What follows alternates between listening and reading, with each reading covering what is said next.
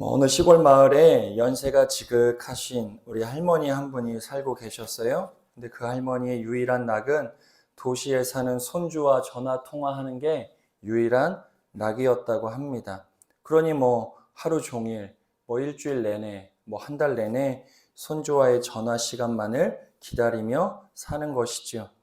그런데 이제 어느 날 손주가 할머니께 전화가 와서 하는 말이, 할머니 요즘에 보이스피싱, 다 아시죠? 보이스피싱이 유행이니까 모르는 번호로 전화가 오면 절대 받지 말라고 신신당부를 하는 통화를 했다고 합니다. 할머니도 손주한테 절대 받지 않겠다고 또 약속을 했다고 하지요. 그런데 며칠 뒤 할머니께 모르는 번호로 전화가 와요.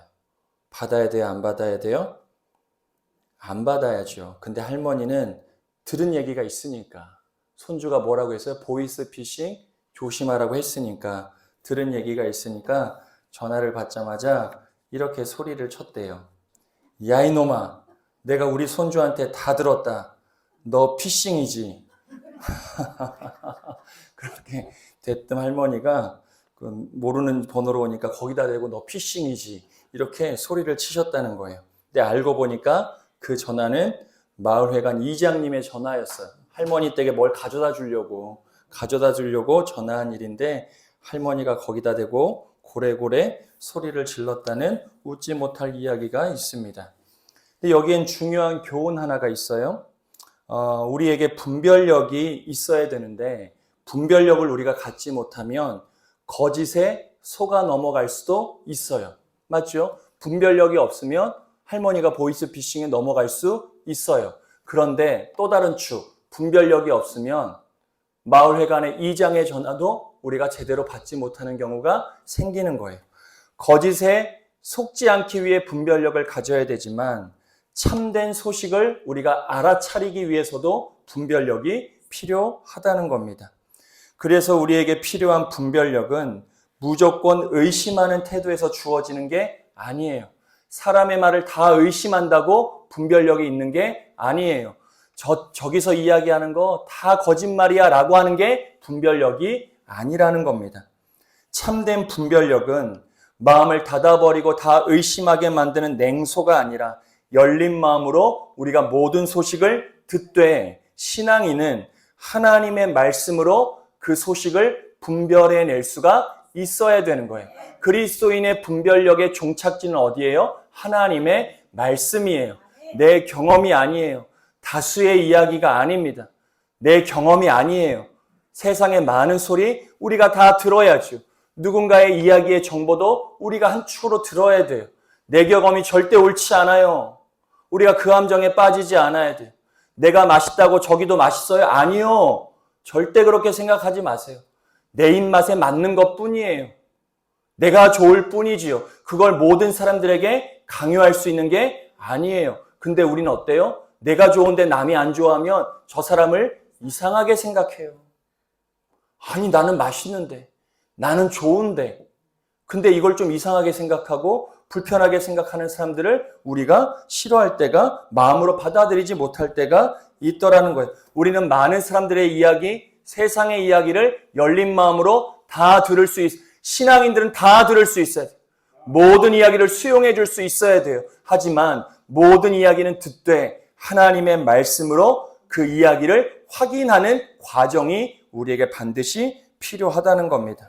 오늘 본문에 등장하는 베레아 사람들이 그런 신앙을 가진 대표적인 사람들이라 할 수 있지요. 오늘 본문에 등장하는 베레아 사람들은 말씀을 대하는 태도에서 참으로 귀한 신앙의 본보기를 우리에게 보여주고 있습니다. 그렇다면 그들이 어떻게 하나님의 말씀을 대했는지, 또 그들의 신앙이 우리에게 주는 도전이 무엇인지 본문의 말씀을 통해 잠깐 살펴보도록 하겠습니다. 오늘 본문 11절의 말씀을 우리 같이 함께 읽어보겠습니다. 11절의 말씀을 같이 읽겠습니다. 베레아에 있는 사람들은 데살로니가에 있는 사람들보다 더 너그러워서 간절한 마음으로 말씀을 받고 이것이 그러한가 하여 성경을 상고하므로, 바울은 데살로니가에서 복음을 전하다가 엄청난 소동을 겪었습니다. 엄청나게 죽음의 위협, 죽음의 사선을 넘어서 급기야 자신의 목숨을 부지하기 위해 베레아로 넘어오게 되었어요. 여기에 오니 여기서 만난 사람들 본문에 보니까 데살로니가 사람들보다 더 너그러웠다라고 본문이 기록하고 있지요. 여기서의 더 너그러웠다는 신문적으로 높다, 뭔가 좀 다른 삶을 산다, 남다른 삶을 산다라고 하는 뜻을 가지고 있지만 그런 뜻이 아니라 오늘 본문에 더 너그러워서라고 하는 말은 이 베레아 사람들이 데살로니가 사람들보다 말씀을 편견 없이 받아들이는 사람들이었다는 거예요. 사도 바울이 전하는 이야기를 너무나 기쁜 마음과 열린 마음으로 들어주더라는 거예요. 처음 듣는 복음의 이야기잖아요. 사도 바울 듣도 보도 못한 사람일 수 있습니다. 아니 옆 동네니까 뭐 소문으로 들었을 수 있지만 그 소문이 어떤 거였어요? 야, 소동을 일으키는 사람이 있어. 어디서 듣지도 못했던 예수의 이야기를 가지고 온 동네를 소란을 일으키는 어떤 사람이 있어. 그 사람이 바울이야 라고 하는 소리를 베레아 사람들이 들었을 수는 있지만 그런 바울이 전하는 예수 그리스도의 말씀, 복음을 편견 없이 받아들이는 사람들이 베레아 사람이었어요. 진리 앞에 마음을 여는 남다른 성품을 가진 사람들이 베레아 사람이었다는 겁니다. 사랑하는 여러분, 저와 여러분이 하나님 앞에 뜨거운 열정의 신앙인이기 전에 이 베레아 사람들과 같이 마음에 열린 넉그러운 넉넉한 성품을 가진 하나님의 사람들이 되어지시기를 좋으신 예수님의 이름으로 간절히 축원드립니다. 그런 사람들이 하나님의 말씀의 은혜를 잘 받기도 하지만 우리가 말씀을 통하여 이런 사람들로 변화될 수도 있어야 돼요. 완악한 나였지만 정말 기질적으로 따지면 누구 못지않게 강한 사람이 나였지만 하나님을 만나고 말씀을 들을 때마다 우리의 마음이 어때야 돼요? 부드러워져야 돼요. 온유해져야 돼요. 잘 휘어질 수 있어야 돼. 그래야 안 부러지죠. 사랑하는 여러분, 말씀 앞에 여러분들이 모세와 같이 온유한 자, 부드러운 자, 너그러운 자가 되시기를 좋으신 예수님의 이름으로 간절히 축원드려요. 우리 빛내리 재단이 그런 교회가 되었으면 좋겠어요. 사람들이 오면 너그러운 사람 앞에 나를 환하게 맞아주고 나를 따뜻하게 보듬어주는 그 분위기 가운데 위로와 하나님을 만나는 거예요. 교회가 다른 곳이 아니에요. 교회가 목사의 말을 들으러 오는 곳이긴 하겠죠. 목사의 말, 이 표현도 틀린 말이에요. 하나님을 만나고 하나님의 말씀을 듣기 위하여 모이지만 그 통로가 뭐예요? 성도와 성도 간의 교제예요. 내가 여기 들어왔는데 누군가가 나를 보고 그 사람을 보고 인상 쓰진 않았겠죠. 근데 인상 탁 구기고 그냥 시큰둥하게 지나가는 모습 가운데 마음이 무너져요. 근데 오늘 베레아 사람들은 어땠어요? 낯선 바울, 실라, 디모데를 봤음에도 불구하고 그들의 마음은 열려 있었어요. 열린 성품을 가지고 그들의 낯선 이야기, 복음의 이야기를 듣는 사람들이 베레아 사람들이었다는 겁니다.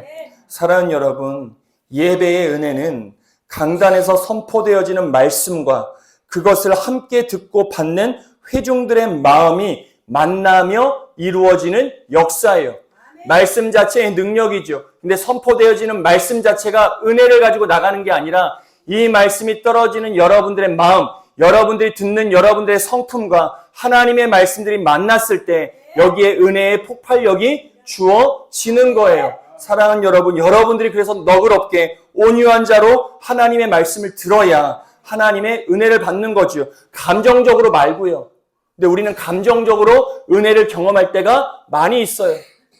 내 개인적 감정이 좀 뜨거워지고 내가 감동받고 눈물 좀 흘리면 내가 은혜 받았구나라고 하는 생각을 할 때가 있어요. 아니요. 그건 조금 착각일 수 있어요. 말씀의 은혜는 내 마음이 부드러워지고 내 마음이 깨달아져 내 걸음이 돌이켜질 때 거기에 은혜가 임하는 거거든요. 우리의 감정이 은혜로 착각되지 않아야 하는 겁니다. 아무리 능력 있는 말씀이라도 마음밭이 닫혀 있으면 열매 맺기 어렵죠. 하나님의 말씀이 얼마나 능력이 있습니까? 근데 여전히 그 삶에 열매를 맺지 못하는 부분이 있어요. 하나님의 말씀에 능력 없음이 아니에요. 내 마음의 완악함, 내 마음을 열지 않아서지요. 요한계시록의 말씀 보면 문 앞에서 여전히 그 문을 두들기고 있는 예수 그리스도의 삶이 내 삶일 수도 있는 거예요. 이것은 성도들만의 문제도 아닙니다. 말씀을 전하는 저 역시 같은 마음으로 하나님의 말씀 앞에 서야 은혜를 경험하는 겁니다. 말씀을 전하는 자리 자체가 저의 됨됨이를 규정하지 않아요. 제가 이 자리에 서 있다고 제가 여러분들보다 더 나은 사람이 아니에요. 이거는 직분의 차이일 뿐이에요. 사명의 차이일 뿐이지요. 여러분보다 제가 더 뛰어납니까? 아니요. 여러분들보다 제가 말씀을 더 많이 하는 아니요. 그렇지도 않아요. 그냥 이건 직제의 차이일 뿐이에요. 저의 됨됨이는 이 자리가 아니라 저의 됨됨이는 어디서 결정돼요? 선포한 말씀대로 살아가는 삶의 자리에서 저의 됨됨이도 주어지는 겁니다. 주의 말씀, 선포되어지는 말씀을 열린 마음으로 받아들이는 내 마음을 통하여 저의 삶도 규정될 수 있는 것이죠. 오늘 이 저녁 베레아 사람들처럼 간절한 마음으로 열린 마음으로 주의 말씀을 사모하며 듣는 저와 여러분 되어지시기를 좋으신 예수님의 이름으로 간절히 축원드립니다. 계속해서 오늘 본문 11절 하반절의 말씀만 다시 한 번만 같이 읽어보겠습니다. 이것이 그러한가 하여 자, 베레아 사람들이 사도 바울의 복음의 말씀, 생전 처음 듣는 말씀이에요. 머리털 나고 처음 들어봅니다. 예수 그리스도에 관한 말씀, 우리의 죄를 위하여 예수 그리스도 하나님의 아들이 이 땅 가운데 오셔서 우리의 죄를 위하여 십자가를 지시고 죽으시고 3일 만에 부활하셔서 우리에게 영원한 소망을 주셨다는 이야기 베레아 사람들 처음 듣습니다. 그렇다고 하여 그들이 처음 듣는 말을 열린 마음으로 다 들었다고 하여 맹신했던 자들이 아니었어요. 이 사람이 얘기하면 혹하고 저 사람이 이야기하면 혹하는 사람들이 베레아 사람들이 아니었습니다. 모든 이야기를 잘 들어요. 하지만 그들은 맹신이 아니라 말씀을 기준 삼아 분별하고 확인하는 건강한 신앙이었다는 게 중요합니다. 오늘 본문에 기록하고 있지요. 상고하다. 이 말은 재판관이 사건을 엄격하게 조사하다는 의미를 가지고 있어요. 정밀하게 검토하다는 뜻을 가지고 있습니다. 다시 말해 베레아 사람들은 바울이라는 위대한 사도가 전하는 말이라 할지라도 그의 말에 권위가 있다 할지라도 그것이 정말 구약 성경의 예언과 일치하는지 그들이 말씀을 듣고 배웠던 하나님의 말씀과 저 복음, 저 입으로 선포되어지는 말씀이 일치하는지 그들은 언제 확인했다는 거예요? 날마다 확인했다는 거예요. 날마다 자신이 들은 말씀과 하나님께서 주신 이 율법, 구약 성경과 이 말씀이 일치하는지를 언제 확인했다고요? 날마다 확인했다는 거예요. 이게 중요해요. 날마다요. 베레아 사람들은 날마다 말씀 앞에 자신이 들은 이야기를 점검하고 또 점검하는 삶을 살아내었다는 겁니다. 사랑하는 여러분, 우리의 삶에도 얼마나 많은 소리들이 들려옵니까? TV만 켜도 얼마나 많은 정보들이 들려와요. 이렇게 살아야 행복합니다. 저렇게 살아야 행복합니다. 이렇게 살아야 건강해요. 저렇게 살아야 건강해요. TV 보고 있노라면 성경 말씀 듣는 것보다 더 은혜로울 때가 있어요. 말씀보다 TV에 나오는 몇몇 사람들의 이야기가 우리에게 더 큰 깨달음을 줄 때가 있어요. 트로트를 듣다가도 눈물을 흘리는 게 우리 아님. 트로트를 듣다가도 은혜 받아요. TV만 틀어도 수많은 이야기들과 소리들이 들려옵니다. 그런데 오늘 우리가 들은 이야기, 우리가 저 사람에게 들은 말을 정말 살아계신 하나님의 말씀, 하나님께서 주신 권위의 유일한 말씀, 이 말씀 안에 정말 내가 들은 말을 확인하며 저와 여러분이 주어진 삶을 베레아 사람들처럼 살아내고 있는가? 우리가 그것을 날마다 점검해 볼 수 있어야 돼요. 우리는 그냥 예배 시간에 그냥 목사의 말만 듣고 끝날 때가 많이 있어요. 습관처럼 그냥 말씀 띵 묵상하고 그냥 내게 주어진 분량 말씀 필사하고 끝날 때가 많이 있어요. 이 말씀이 정말 내가 듣는 이 이야기보다 얼마나 일치하고 내가 무엇을 분별해야 되는지 날마다 말씀 앞에 나의 삶을 세우며 상고하는 시간을 내가 갖고 있는가? 우리가 그것을 오늘 말씀을 통해 점검해 볼 수 있어야 합니다. 예전에도 한번 말씀드렸죠. 위조 지폐를 감별하는 사람들이 있잖아요. 이게 진짜 지폐인지 이게 위폐인지를 점검하는 사람들은 뭐만 연구해요? 진짜 돈만 연구해요. 수많은 사람들의 가짜 돈 연구하지 않아요. 뭐만 연구한다고요? 진짜 돈만 매일 확인해요. 그러면 자연스레 가짜가 분별이 되는 거예요. 진짜가 분명한 사람은 가짜에 현혹되지 않지요. 우리가 왜 이 사람의 말과 저 사람의 말 가운데 분별하지 못하고 흔들리느냐? 진짜 진리이신 예수 그리스도의 말씀이 내 삶 가운데 온전히 세워져 있지 않으면 우리는 사람의 말에 늘 흔들리게 되어 있어요. 상황 가운데 늘 흔들립니다. 이런 일 생기면 흔들리고 저런 일 생기면 흔들릴 수밖에 없어요. 말씀에 뿌리 내리지 않는 신앙은 늘 갈대와 같이 흔들릴 수밖에 없더라. 사랑하는 여러분, 여러분들의 삶에 진리이신 예수 그리스도의 말씀이 온전하게 세워져 말씀을 기준으로 세상의 모든 것들을 분별하는 능력이 꼭 있게 되기를 좋으신 예수님의 이름으로 간절히 축원드립니다. 영적 분별력도 마찬가지. 오늘 우리는 수많은 정보와 해석 속에 살아가고 있습니다. 믿음에 관한 말도 넘쳐나요. 신앙생활 어떻게 해야 되는지에 대한 정보도 넘쳐납니다. 이제는 AI 시대, AI한테만 물어봐도 어마어마한 정보가 쏟아져 나옵니다. 그러나 중요한 것은 얼마나 많은 정보를 알고 있느냐가 아니라 무엇이 진짜 성경적인지를 분별해낼 수 있는 거예요. 무엇이 하나님의 뜻이냐, 그것을 우리가 깨달을 수 있어야 하는 겁니다. 이때 우리에게 필요한 것은 누가 그러더라가 아니라 누가 그랬어. 저 목사님이 그런 말 했어. 내가 TV를 보니까 저기 진짜 좋은 교회, 큰 교회 목사님이 이런 이야기 했어. 정말 능력 있는 어떤 목사님이 이런 이야기 했어가 아니라 성경이 무엇이라 말하는가, 이것이 우리에게 가장 중요한 거라는 겁니다. 여기서는 이런 말을 하고 저기서는 저런 말을 한다는 사실을 많이 아는 것보다 진짜 복음을 알고 하나님의 말씀을 붙드는 것이 우리 신앙에 가장 중요하다는 것이지요. 사랑하는 여러분, 절대로 말씀을 듣고 끝내지 마세요.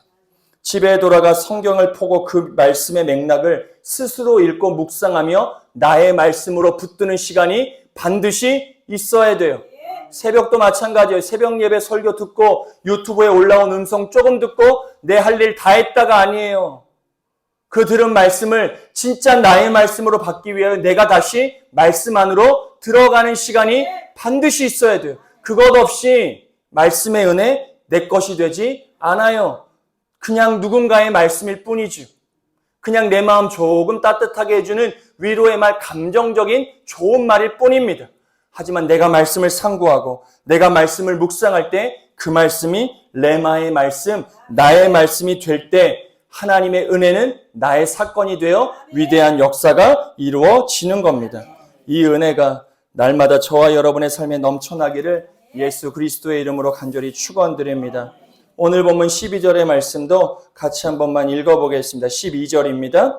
그 중에 믿는 사람이 많고 또 헬라의 귀부인과 남자가 적지 아니하나 베레아 사람들이 하나님의 말씀을 열린 마음으로 받아 날마다 깊이 말씀을 연구한 결과 그들에게 무엇이 주어지느냐? 믿음이 주어져요. 믿음이 무엇으로 주어졌다고요? 말씀을 상고하여 주어졌어요. 시간의 경륜으로 주어지는 게 믿음이 아니에요. 근데 우리는 그렇게 믿음을 여겨요. 말씀 읽지 않아도 내가 교회 다니면 믿음이 있는 것처럼 생각할 때가 많이 있어요. 하지만 오늘 본문은 분명히 이야기합니다. 날마다 말씀을 깊이 상고한 결과 말씀을 통하여 그들에게 믿음이라는 열매가 주어지지요. 베레아에서는 복음 전파로 소동이 일어나지 않았습니다. 데살로니가에서는 어마어마한 소동이 일어났어요. 하지만 베레아에서는 정말 이상하리만큼 소동이 일어나지 않았습니다. 오히려 믿는 사람이 많아지는 역사가 이루어졌어요. 특히 사회적 영향력을 가지고 있었던 귀부인들과 남자들이 말씀 가운데 변화되어지는 역사가 이루어져요. 절대 말씀으로 변화되어질 것 같지 않았던 완악하고 권력을 가지고 있었던 사람들이 말씀을 통하여 믿음을 얻게 되는 일들이 이루어지더라는 것입니다.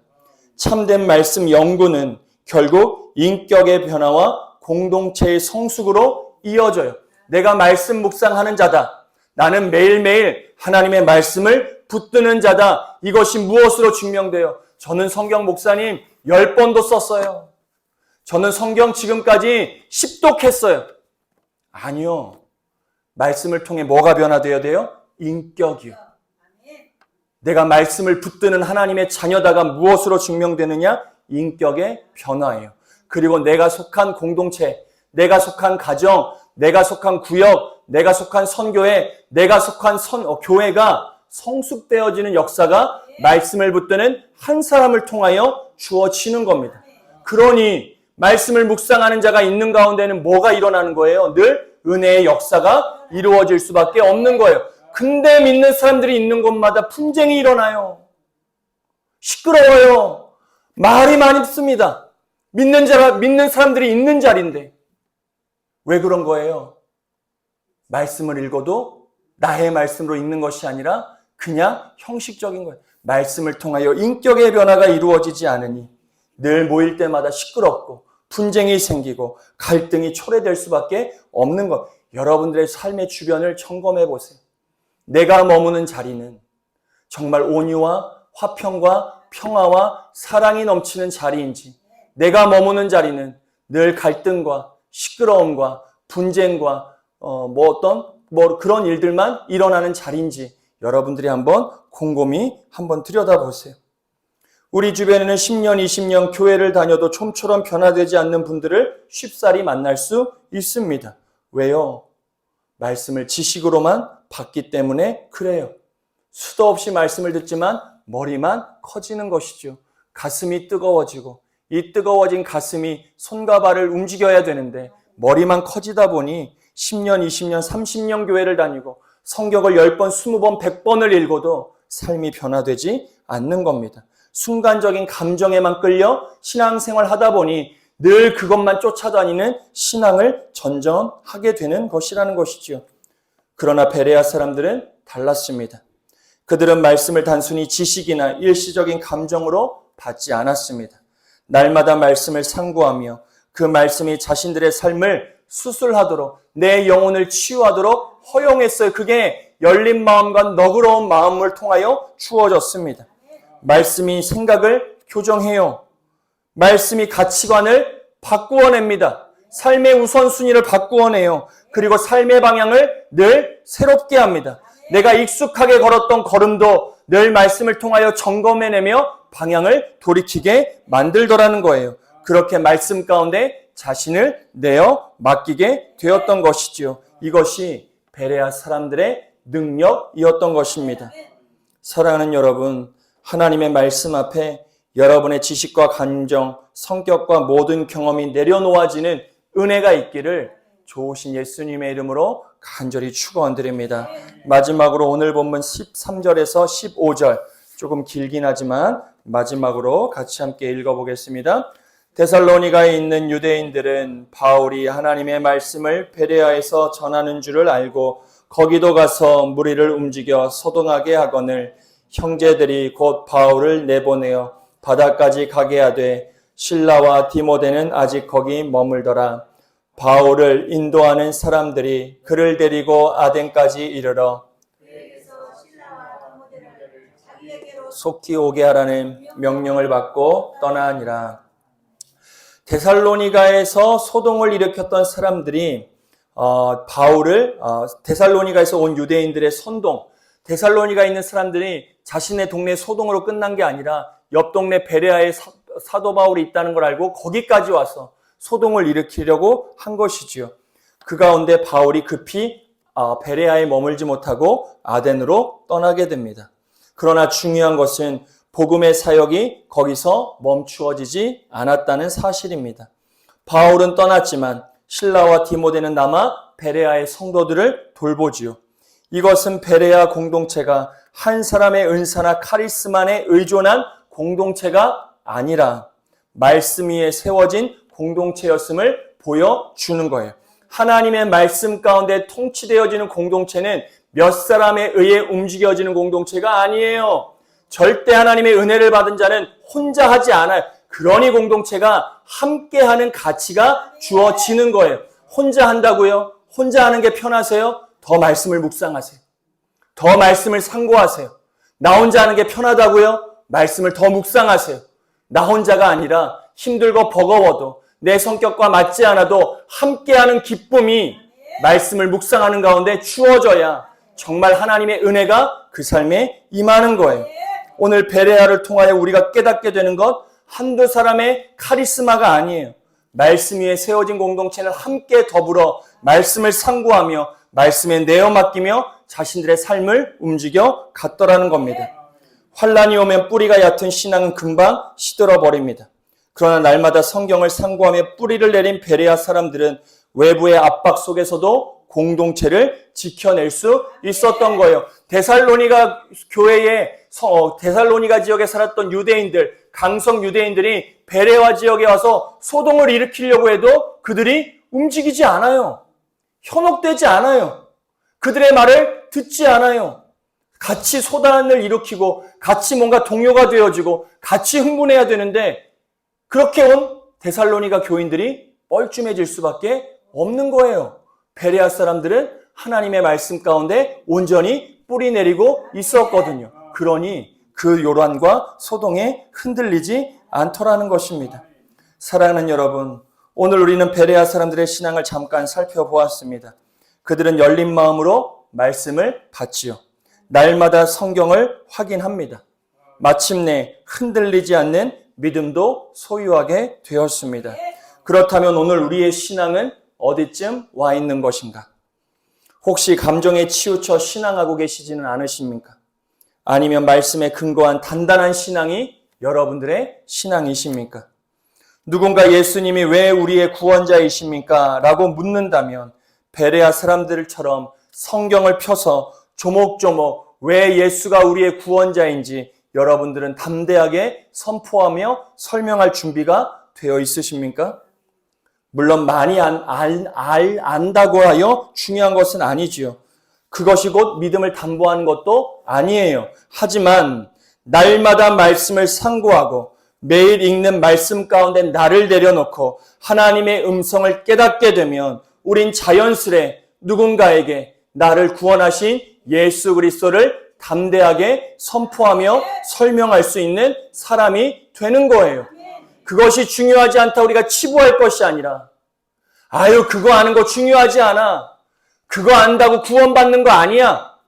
그거 안다고 신앙생활 잘하는 거 아니야. 라고 우리가 치부할 게 아니라 내가 말씀 앞에 깨어지고 무너지고 날마다 말씀을 상고하게 되면 내가 어느 순간 누군가에게 예수 그리스도를 잘 설명할 수 있는 말씀의 선포자가 될 수 있다는 거예요. 내가 못한다고 우리가 그렇게 폄하할 때가 얼마나 많이 있습니까? 우리가 그렇게 아는 게 중요하지 않다고 얼마나 우리가 비난하면서 신앙생활 할 때가 얼마나 많이 있어요. 하지만 오늘 베레아 사람들을 통해 우리가 깨닫게 되는 은혜인 것이지요. 오해하지 마십시오. 말씀의 지식만 늘리자는 게 아니에요. 성경 공부하여 머리를 키우자는 게 아닙니다. 날마다 하나님의 말씀을 나의 말씀으로 받고 그 말씀 위에 삶을 세우며 말씀을 단단히 붙잡아 살아가는 삶을 살아가자. 성경 공부하면 좋지요. 근데 제가 아직 성경 공부하지 않아요. 성경 공부 아주 중요합니다. 하지만 매일매일 우리 교회 새벽에 주시는 그 말씀 내가 온전히 붙들어 살아가게 되면 성경 공부 이상의 은혜를 우리가 매일 살아갈 수 있어요. 성경 공부 중요해요. 하지 말자는 게 아닙니다. 때가 되면 다 해야죠. 구약부터 신약까지 훑어보면서 이것도 공부하고 저것도 공부해야 되지만 그보다도 더 중요한 것은 매일매일 말씀을 상고하며 말씀 앞에 내 삶을 세우며 내 인격의 변화, 내 삶의 방향을 경험하는 것이 더 중요하다는 겁니다. 사랑하는 여러분, 저와 여러분의 삶을 매일매일 말씀 앞에 세워가는 은혜가 있게 되기를 간절히 축원드립니다. 사람의 위로나 세상의 지혜가 아니라 변하지 않는 하나님의 말씀만이 우리의 인생의 유일한 등불임을 믿어 살아가시기를 바랍니다. 오늘 우리 같이 찬양 부를 텐데 주의 약속하신 말씀 위에서만 내가 살아가겠다. 주의 약속하신 말씀 가운데 내가 굳게 서겠다. 이 약속의 말씀을 꼭 붙들고 평생에 승리하는 저와 여러분의 복된 삶이 되어지시기를 좋으신 예수님의 이름으로 간절히 축원드립니다.